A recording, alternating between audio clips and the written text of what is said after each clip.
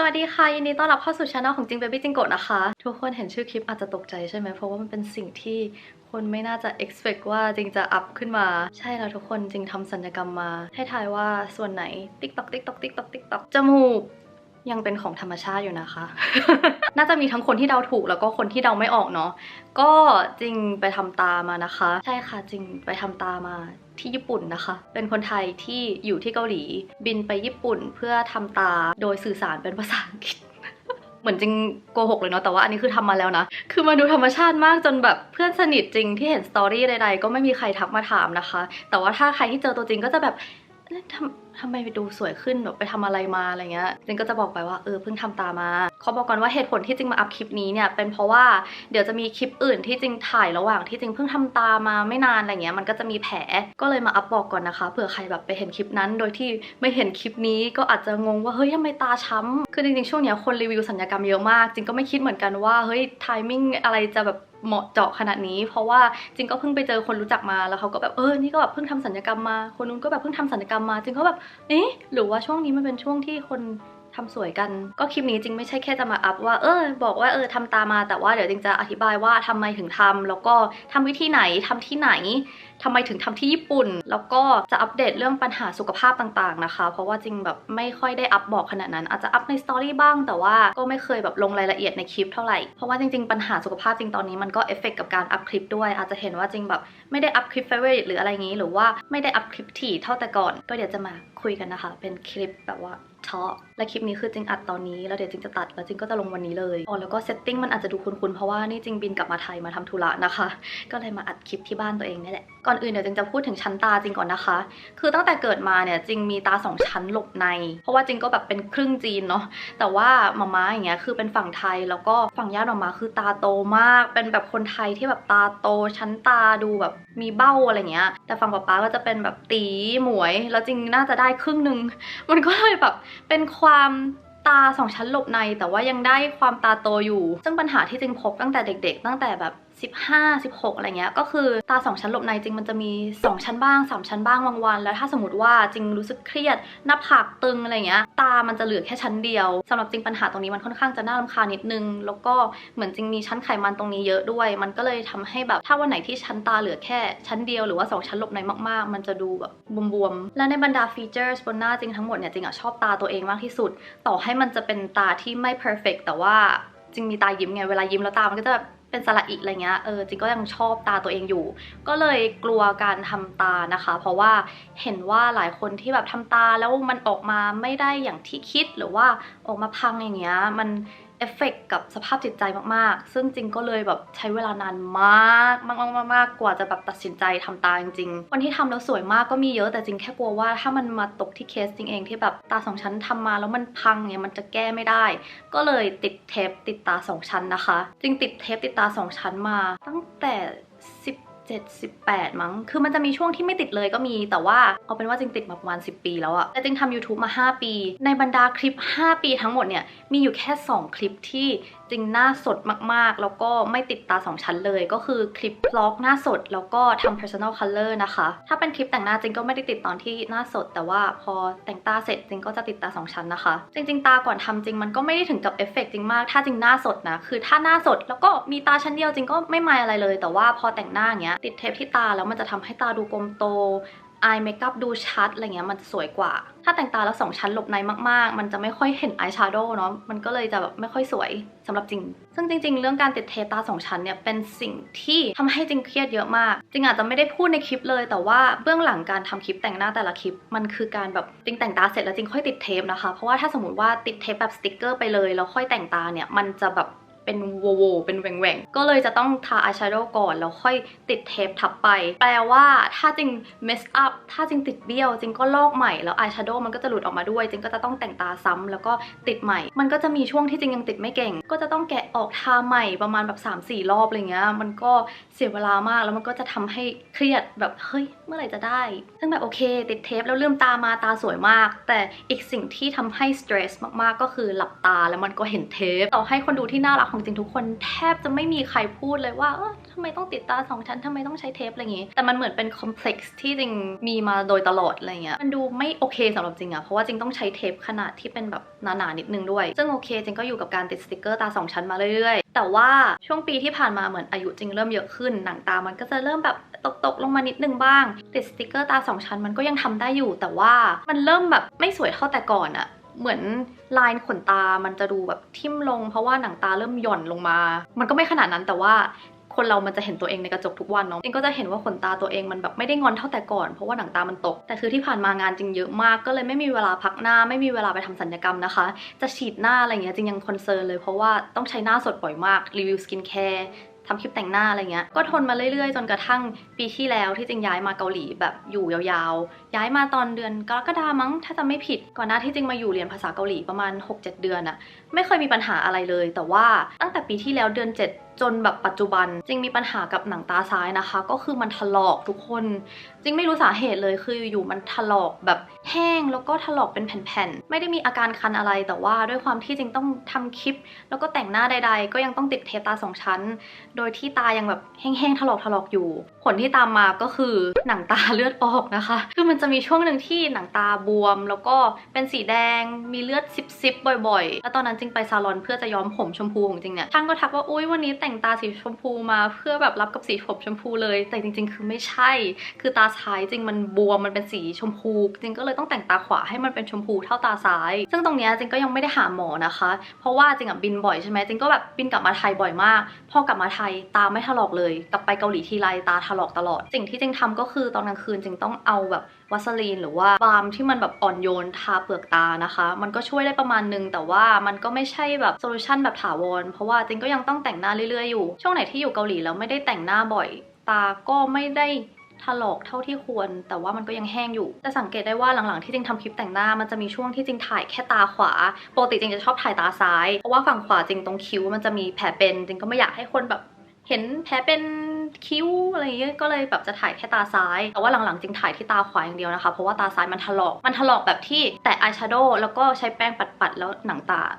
ร่วงออกมาเป็นแผ่นๆนะทุกคนจริงเคยอัพสตอรี่ไปครั้งหนึ่งแล้วก็มีคนดูที่แบบทักมาบอกว่าต้องทำตาจริงๆแล้วแบบรีบไปทำตาด่วนอะไรเงี้ยจริงก็แบบพยายามหาเวลาแล้วก็พยายามหาโรงพยาบาลว่าทำที่ไหนดีจริงๆอยู่เกาหลีก็คือเป็นแหล่งศัลยกรรมเลยแต่ว่าก็หาโรงพยาบาลที่แบบเป็นสเปคไม่ได้เพราะว่าถ้าจะให้จริงกรีดตาจริงไม่มีเวลาพักตาเลยจริงๆมันต้องใช้เวลานานมากกว่ามันจะเข้าที่เนาะแล้วก็จริงแอบกลัวเพราะว่าจริงเป็นคนชั้นตาหนาถ้าทำแล้วแบบไม่เอาไขมันออกบางทีมันอาจจะเสี่ยงดูเป็นหอยแครงหรือว่าถ้าเอาไขมันออกแล้วก็กรีดตาไปมันอาจจะดูตาตึงไปอะไรเงี้ยจริงก็เลยคิดว่าการเย็บน่าจะเหมาะสุดเพราะว่าก็เคยมีพี่บล็อกเกอร์ที่บอกจริงว่าตาแบบจริงเย็บอาจจะเหมาะกว่าแล้วก็มันไม่ได้ใช้เวลาพักฟื้นเยอะก็เลยปรึกษากับพี่คนญี่ปุ่นที่รู้จักนะคะคือเขาค่อนข้างจะรู้จักเรื่องการศัลยกรรมในเกาหลีเยอะมากเขาบอกว่าถ้าอยากทำตาแนะนำให้ไปทำที่ญี่ปุ่นดีกว่าเขามีที่นี่แนะนำแล้วเขาก็ส่งเป็น IG คลินิกนี้มาจริงจะใส่ชื่อคลินิกไว้ใต้คลิปนะคะเพราะว่าจริงก็ไม่ได้รู้สึกประทับใจกับเซอร์วิสเขา100%ขนาดนั้นแต่ว่าผลลัพธ์มันออกมาดี ก็เลยสามารถมาพูดได้แล้วก็อันนี้จริงจ่ายเอง100%นะคะจริงเป็นคนทักคลินิกไปนัดวันแล้วก็เข้าไปเองคือจริงไปคนเดียวที่ญี่ปุ่นแล้วก็ไปทำตาแล้วก็แบกตัวเองกลับจากการทำศัลยกรรมไปที่โรงแรมนะคะอันนี้ไม่ใช่สปอนเซอร์ไม่ผ่านเอเจนซี่อะไรเลยเป็นโดดเดี่ยวไปทำศัลยกรรมคนเดียวคลินิกเนี้ยเป็นคลินิกที่พี่คนญี่ปุ่นบอกว่าดังมากจริงในโตเกียวตอนนี้แล้วจริงก็เข้าไปดูผลงานของหมอคนนี้คือเขาเพิ่งเปิดคลินิกเมื่อปีที่แล้วแต่ว่าเขาเป็นผู้เชี่ยวชาญด้านการทำตา2 ชั้นเลยแล้วผลงานของเขาคือแบบโอ้ my god นี่มันคือชั้นตาในสเปคจริงดูแล้วจริงบอกพี่เลยว่าจริงจะทำที่นี่มันเลยทำให้จริง realize ว่าหรือว่าจริงๆเราอาจจะชอบทรงตาแบบคนญี่ปุ่นอาจจะไม่ต้องเกาหลีจ๋าอะไรเงี้ยแล้วก็ที่เนี่ยเขาจะดังเรื่องการทำ triple loop เป็นการเย็บตา4 จุดซึ่งก็เป็นวิธีที่จริงทำแต่ว่าในคลินิกเขาก็จะมีหลายวิธีมากๆมีแบบกรีดอะไรอย่างนี้ด้วยหรือว่าเย็บตา3 จุดไหม2 เส้นเย็บตา2 จุดไหม1 เส้นแต่ของจริงก็คือเย็บตา4 จุดแล้วก็ไหม3 เส้นเอาจริงๆคือจริงไม่ได้หาข้อมูลเลยว่าการเย็บตามันทำยังไงบ้างแล้วก็ที่นี่เย็บกี่จุดจริงแค่เห็นผลงานเขาแล้วแบบนี่คือสเปคจะเอาแบบนี้จะเอาที่นี่แล้วก็เลยบินไปนะคะเมื่อวานจริงเพิ่งอัพวล็อกเที่ยวโตเกียวคนเดียวไปจริงบอกว่าจริงจองโรงแรม6 คืนก็คือจริงแบ่งเวลาไปถ่ายวล็อกแล้วก็แบ่งเวลาทำศัลยกรรมนะคะเหตุผลที่จริงเลือกที่นี่อีกอย่างหนึ่งก็คือที่นี่สามารถคอนซัลท์แล้วก็ทำตาในวันเดียวกันได้จริงก็เลยติดต่อไปถามไปก่อนว่า ที่นี่รับชาวต่างชาติไหมหรือว่ามีล่ามภาษาอังกฤษอะไรอย่างนี้ไหมเขาก็บอกว่าเขามีสตาฟที่สามารถพูดภาษาอังกฤษได้ก็เลยจัดแจงนัดวันไปนะคะก็ถามเขาด้วยว่าวันไหนดีเพราะว่าได้ข่าวว่าที่นี่คิวแน่นมากเพราะว่าเขาดังมากแต่ว่าก็ยังโชคดีที่เขามีแบบปรึกษาแล้วก็ทำวันเดียวกันได้เลยจริงก็เลยเอาวันนี้แหละคลินิกนี้อยู่ที่ชินจูกุนะคะจริงก็นั่งรถไฟไปที่ชินจูกุเดินไปที่คลินิกแล้วก็ไปคอนซัลท์เวลาคอนซัลท์คือ 11 โมงเช้าจริงก็คือไปถึงที่คลินิก 11 โมงเช้าแล้วก็ได้เวลาทำตาตอน 6 โมงเย็นนะคะคลินิกนี้เขาจะมีคุณหมอแค่คนเดียวนะคะแต่ว่าเขาเป็นคุณหมอที่มีชื่อเสียงมากๆด้านการทำตา2 ชั้นคือเขาเคยอยู่โรงพยาบาลอันดับท็อปในโตเกียวมาก่อนแล้วก็ได้ข่าวว่าเขาแบบมีผลงานด้านการเรียนหมออะไรอย่างนี้มาด้วยจริงก็ไม่รู้มันเป็นภาษาญี่ปุ่นทั้งหมดแต่ล่ามก็มีบอกมาบ้างคือจริงใช้เวลาปรึกษาแบบสั้นมากทุกคนจริงเข้าไปกรอกแบบฟอร์มแล้วก็บอกว่าเราติดสติกเกอร์ตา2 ชั้นมากี่ปีแล้วก็อยากได้ตาประเภทไหนเรื่องความหนาอะไรเงี้ยจริงก็ไม่ได้อยากให้ชั้นตามันดูหนามากเพราะว่าarea ระหว่างคิ้วกับตาจริงมันไม่ได้มีเยอะถ้าสมมติว่าชั้นตามันดูหนาเกินไปมันจะดูแบบไม่เป็นธรรมชาติมันควรมี area ตรงนี้สำหรับจริงนิดนึงจริงน่าจะใช้เวลาคอนซัลท์ไม่เกิน5 นาทีคือตัดสินใจแบบปุ๊บปั๊บมากพอคอนซัลท์เสร็จจริงก็จ่ายเงินนะคะจริงใช้บัตรเครดิตจ่ายไปแต่ละวิธีมันก็จะราคาต่างกันแต่ว่าจริงอะเลือกอันที่เป็น triple loop ที่มันเป็นตัวท็อปของคลินิกเลยเขาบอกว่าอันนี้คือจะไม่ค่อยบวมไม่ค่อยช้ำแล้วก็สวยกว่าใดๆจริงก็ฟังเขาแล้วก็โอเคเอาอันนี้แหละราคาเป็นเงินเยนมันคือ 348,000 เยนนะคะตีเป็นเงินไทยประมาณ 91,000แล้วมันจะมีออปชั่นให้เพิ่มว่าแบบจะฉีดยาชาด้วยไหมอะไรอย่างงี้มันก็ต้องฉีดอยู่แล้วป่ะจริงก็โอเคแต่เสร็จก็อยู่ประมาณ 96,000 นะคะจริงก็ไม่รู้ว่าราคาในตลาดเป็นไงบ้างแต่ว่าได้ข่าวว่ามันก็ไม่ถึงกับถูกขนาดนั้นแล้วก็ไม่ได้แพงเกินไปเพราะว่าเดี๋ยวนี้บางที่ทำตาก็แสนอัพเหมือนกันจริงก็จ่ายเงินเสร็จสับรอเวลาถึง 6 โมงเย็นระหว่างนั้นก็คือเมามอยกับล่ามไปนะคะจริงๆอะได้ข่าวว่าที่เนี่ยต่อให้นัดเวลาคอนซัลท์บางทีต้องรออีกสัก1 ชั่วโมง 2 ชั่วโมงถึงจะได้คอนซัลท์หรือว่าพอถึงเวลาทำตายังต้องรอคิว1 ชั่วโมง 2 ชั่วโมงอะไรอย่างงี้อีกแต่โชคดีที่วันที่จริงไปเนี่ยจริงได้เวลาตามที่นัดเลยนะคะพอ 6 โมงเย็นปุ๊บก็คือขึ้นเขียงแล้วคือจริงอะไม่เคยหาข้อมูลมาก่อนว่าการเย็บตาเขาทำยังไงมันคือแบบ experience ตรงนั้นณที่ตรงนั้นเลยก็คือขั้นตอนเนี่ยเป็นการดมยาสลบก่อนจริงไม่เคยผ่านการศัลยกรรมมาก่อนไม่เคยดมยาสลบพอคุณหมอใส่ท่อแล้วเขาก็แบบเปิดตัวแก๊สยาสลบปะคือเขาต้องเปิดให้สลบประมาณนึงแต่ว่ายังมี conscious อยู่เพราะว่าเราต้องลืมตาระหว่างที่เขาเย็บตาเหมือนจริงๆล่ามบอกว่าเขาต้องค่อยๆเพิ่มเปอร์เซ็นต์แบบ 30-40% แล้วค่อยๆอัพไปแต่เหมือนล่ามบอกว่าคุณหมอแบบปึ๊ดไปเลยที่ 70% อะแล้วจริงไม่เคยดมยาสลบมาก่อนตอนนั้นก็คือแบบมันจะ pass out อะเหมือนเวลาที่เราดื่มแอลกอฮอล์แล้วก็ภาพกำลังจะตัดแล้วอะพอได้ที่แบบใกล้จะไปแล้วจริงก็แบบบอกล่ามว่าไม่ไหวแล้วแล้วเขาก็โอเคพอคุณหมอปิดท่อปุ๊บเขาก็ฉีดยาชาที่เปลือกตาเลยนะคะคือเขาพลิกเปลือกตามาแล้วฉีดข้างในมันช็อกโลกมากเลยทุกคนจริงไม่เคยรู้มาก่อนว่าเขาต้องพลิกตาแล้วฉีดมันเจ็บมากพอฉีดปุ๊บแล้วเขาก็พลิกตามาให้เราปิดเปลือกตาใช่ปะมันรู้สึกเหมือนมีอะไรอยู่ในตาตลอดแล้วลืมตาไม่ได้ต้องหลับตาไปแล้วก็รอจนกว่ายาชาจะทำงานไม่แน่ใจว่ามันผ่านไปกี่นาทีแต่ว่ายาชาก็น่าจะเริ่มทำงานแล้วคุณหมอก็จะเริ่มทำตาเลยนะคะคือคุณหมอเขาเป็นคนญี่ปุ่นเขาจะนิ่งๆอะทุกคนเขาก็ทำตามหน้าที่ของเขาแล้วจริงอะไม่รู้มาก่อนว่าการเย็บตามันคือการพลิกเปลือกตาแล้วก็เย็บข้างในคือเหมือนเปลือกตาจริงอะมันค่อนข้างจะมีความหนาแล้วก็แข็งตอนที่เย็บอะจริงไม่รู้สึกเจ็บเลยแต่ว่าตอนที่เขาดึงใหม่อะคือจริงรู้สึกเจ็บนิดนึงนะมันรู้สึกเหมือนเวลาที่เราดึงขนตาตัวเองอะแบบขนตาจริงๆอะคุณหมอเขาก็จะเย็บของเขาไปแล้วเขาจะบอกว่าให้ open close ก็แบบลืมตาให้เขาหลับตาให้เขาพูดตามตรงคือมันเป็นสิ่งที่เจ็บที่สุดที่จริงเคยทำมาเลยอะแบบจริงเจาะหูมาเป็น10 รูจริงไม่รู้สึกว่ามันทรมานอะไรจริงสัก1 ในจุดที่มันเจ็บที่สุดจริงก็ยังไม่รู้สึกอะไรจริงฉีดหน้าจริงก็ทนได้มาตลอดเพราะว่าเราเป็นคนที่ทนกับความเจ็บเก่งแต่อันนี้เจ็บมากจริงร้องไห้ระหว่างที่ทำตาเสร็จจริงก็ร้องไห้แบบสะอื้นเลยคือมันเจ็บมากเลยทุกคนหมอบอกว่าเหตุผลที่อาจจะรู้สึกเจ็บเพราะว่าชั้นตาจริงมันค่อนข้างจะหนาเลยแข็งแล้วยาชาอาจจะแบบไม่ได้เข้าทั่วถึงขนาดนั้นจริงก็ไม่รู้เหมือนกันแต่มันเจ็บซึ่งการเย็บตาเนี่ยขั้นตอนการเย็บมันน่าจะใช้ประมาณ15 นาที20 นาทีคือไม่นานหมอเขาก็แบบรีบๆทำปุ๊บพอทำเสร็จก็ต้องหลับตาแล้วเขาก็มีอะไรเย็นๆมาประคบให้เพราะว่ามันต้องประคบให้ลดบวมเนาะแล้วคือตาจริงหลังทำเสร็จเนี่ยมันบวมมากนะคะถ้าเป็นคนที่เปลือกตาไม่ได้หนาขนาดนั้นจะไม่ค่อยบวมเลยแบบเปลือกตาคนญี่ปุ่นก็ค่อนข้างจะบางมั้งล่ามก็บอกว่าปกติไม่บวมเท่าแบบจริงของจริงคือบวมเหมือนคนที่กรีดตามาเลยคิดว่าใต้ตาจริงก็น่าจะบวมด้วยเพราะจริงร้องไห้เยอะมากนะคะร้องไห้หนักล่าสุดแบบนี้ก็คือน่าจะตอนที่อยู่ใน toxic relationship อะคือร้องไห้สะอื้นเลยอะ นึกแล้วมันก็ยังเป็นทรมาอยู่แต่ก็ผ่านมาได้แล้วอันนี้คือจริงทำตามา2 สัปดาห์นะคะเดี๋ยวจริงจะขึ้นให้ดูว่าหลังทำเสร็จอยู่ในสภาพไหนจริงสายตาสั้นแบบ575จริงไปตัดแว่นที่ญี่ปุ่นแล้วก็ทำเสร็จจริงก็ใส่แว่นแล้วก็คลำทางกับโรงแรมนะคะมันเป็นอะไรที่แบบซัฟเฟอร์มากแล้วก็หลังทำเนี่ยคือเขาจะมียาหยอดตาให้เป็นยาฆ่าเชื้อแล้วก็มียาแก้ปวดถ้ารู้สึกปวดก็กินได้แต่จริงๆมันก็ไม่ได้ถึงกับเจ็บขนาดนั้นจริงแค่กินหลังทำแล้วก็หลังจากนั้นไม่ได้กินเลยก็หยอดตาไปสัปดาห์หนึ่งนะคะวันละ3 ครั้งจริงเป็นคนที่ช้ำง่ายบวมง่ายแล้วก็ช้ำทีคือหายช้ากว่าจริงจะหายช้ำจริงๆเนี่ยเมื่อประมาณ2 วันที่แล้วเองประมาณแบบสัปดาห์กว่าๆเขาบอกว่าวันที่2 กับ 3เนี่ยจะบวมสุดแต่สรุปจริงคือวันแรกบวมสุดนะคะน่าจะเป็นเพราะร้องไห้วันที่2 กับ 3มันก็บวมลดน้อยลงแล้วก็ค่อยๆดีขึ้นแต่ว่าตาซ้ายจริงจะบวมมากกว่าตาขวานะคะอาจจะเป็นเพราะที่จริงบอกเรื่องแบบหนังตาถลอกบ่อยแล้วก็มีปัญหาเรื่องตาบวมบ่อยมันก็เลยบวมมากกว่าตาขวาแล้วก็ใช้เวลาฮีลเยอะกว่าแต่ตาขวาจริงช้ำหนักมากเหมือนโดนต่อยตามาซึ่งตอนนี้จริงว่ามันก็ค่อนข้างจะฮีลเกือบ100%แล้วตาซ้ายจริงยังมีตรงที่รู้สึกว่ามันยังนูนๆนิดนึงก็เดี๋ยวต้องรอดูต่อไปนะคะบางทีมันอาจจะใช้เวลาเดือนนึงถึงจะแบบว่าดูเป๊ะแต่จริงก็โอเคกับตรงนี้นะให้ดูตาชัดๆนะคะแบบที่แต่งตานี่ขนตาลิฟต์มากแต่อันนี้แค่ดัดแล้วก็ปัดมาสคาร่านะคะ ตาธรรมชาติจริงเนี่ยตาขวามันจะโตกว่าตาซ้ายอยู่แล้วจริงก็ไม่ได้ expect ว่ามันจะต้องแบบเท่ากันอะไรขนาดนั้นมันก็ดูธรรมชาติมากๆแล้วก็สิ่งที่จริงชอบเนี่ยคือ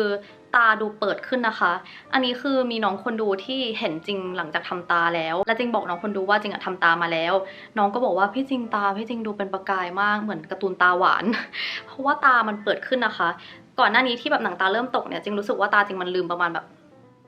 อย่างนี้แต่พอทำตามาปุ๊บตามันเปิดมากขึ้นแล้วแสงมันก็เข้าตามากขึ้นมันก็เลยดูแบบเป็นประกายแล้วก็อีกสิ่งหนึ่งที่ notice ได้ก็คือขนตาจริงเหมือนแบบลิฟต์มาตลอดเลยสิ่งที่ค่อนข้างจะแตกต่างก็คือตรงหัวตานะคะเหมือนตาธรรมชาติจริงแบบที่ยังไม่ได้ติดสติกเกอร์เนี่ยมันแอบมีความแบบหัวตาเปิดอยู่แล้วแล้วก็ลายมันไม่ได้ชัดแต่อันนี้คือทำแบบอินไลน์มามันก็เลยจะมีความแบบตรงนี้ดูลึกกว่าเดิมนิดนึงนะคะแต่ว่ามันก็จะให้ฟีลที่แบบตาดูหวานมีพี่ทักบอกว่าทำอะไรมาหน้าตาดูมีความรักทำตามาค่ะจริงๆเรื่องการเย็บตาหลายๆคนอาจจะคอนเซิร์นเรื่องไหมหลุดแต่ว่าถ้าคุณหมอที่ทำให้เขาเก่งแล้วก็เชี่ยวชาญมากๆเนี่ยมันก็อยู่ได้ถึงแบบ10 ปีนะคะฉะนั้นจริงก็ยังไม่รู้สึกว่ามันเป็นปัญหาอะไรณตอนนี้ในอนาคตไม่แน่แล้วก็ที่จริงทำตามาเนี่ยถ้าเป็นเทคนิคที่จริงทำที่เรียกว่า triple loop ที่เป็นอันดับท็อปของเขาจะมีประกันเรื่องการแบบไหมหลุดตลอดชีวิตนะคะจะสามารถแก้ได้2 ครั้งคือถ้าสมมติไหมหลุดสามารถไปให้คุณหมอแก้ได้2 ครั้งในแบบ lifetime ถ้าสมมติว่าในอีก10 ปีข้างหน้ามันหลุดก็บินกลับไปที่ญี่ปุ่นแล้วก็ให้คุณหมอแก้ให้แล้วก็จริงๆตั้งแต่จริงทำ YouTube มาจริงได้รับเมลจากโรงพยาบาลศัลยกรรมหลายที่มากให้ไปเป็นโมเดลศัลยกรรมเป็น10 ที่เลยแต่ว่าจริงปฏิเสธทุกที่ไปเพราะว่าคือต่อให้จริงอยากทำตาก็จริงแต่ว่ารู้สึกว่าอยากเลือกที่ที่ตัวเองอยากทำจริงๆคือเหมือนที่เกาหลีงานตา2 ชั้นอาจจะไม่ใช่สไตล์ที่จริงชอบแต่ว่าพอมาเจอคลินิกของญี่ปุ่นอันนี้จริงรู้สึกว่าโอเคมันคือสเปคแบบ100%ก็เลยเลือกทำที่นี่นะคะจริงปฏิเสธงานโมเดลศัลยกรรมไปทุกที่เลยเพราะว่าเราไม่รู้ว่าทำออกมาแล้วมันจะถูกใจเรา100%หรือเปล่าแต่ที่แน่ๆก็คือหน้าก็จะไปอยู่ที่โรงพยาบาลอันนั้นจริงก็ไม่อยากจะบอกคนดูว่า